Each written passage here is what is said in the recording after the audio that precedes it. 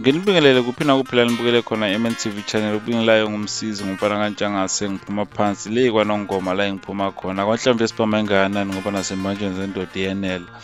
Namhlanje bafethu nginiphathela ama clip ayi2 Sgwebo sentambo kanye nenkosi yabefundisi uDumangeze Gcobo waSolundi.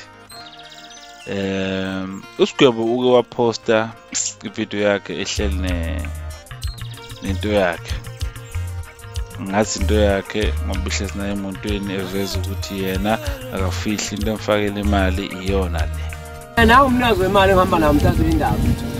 Thina sikufihliwe ukuthi wenza. Akufi umuntu la. Naye indoda esebenzayo. Ayimazi ukufika nathi ukukhathala ube lo dabu. Sihamba mapho segoli mapho.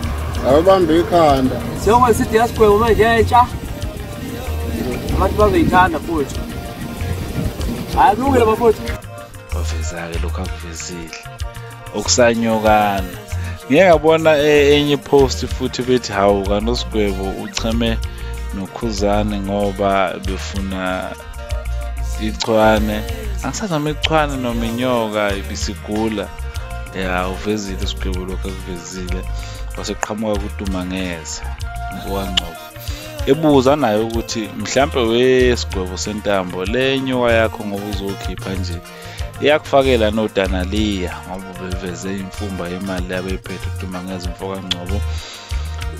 Ukhipha ingoma enamandla kodwa ungacela ukubuza ukuthi inyoka yakho mfowethu uSgwebo ngabe ikhuthele yini iyamhlanza noma awuna inyoka unehobosha into evela phayo isibhuku ebhuka into evela ilale ilinde kuse akulula bafowethu ke isidika Sgwebo sentambo yeza bafowethu ke ilindele bafowethu usebenzela phana nobhuku kumashini kwasibili hayi bafowethu nale kahle nezwa kahle inkosi yabefundisi shina befundisi banazo inyoka ngoba uthi inyoka yakho Sgwebo sentambo ngabe iyakufakela yini imali eveze imali kodwa akashonga ukuthi yena unayo kodwa inkulumo yakhe iyaveza ukuthi should nayo Gcobo unayo.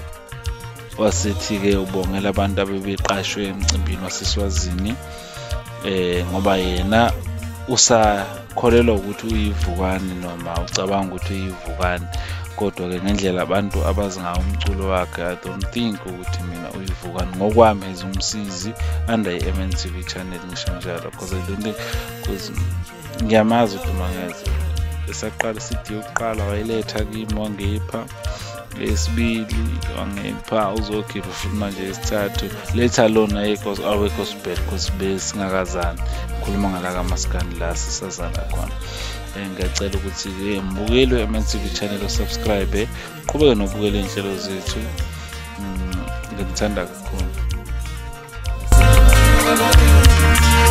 I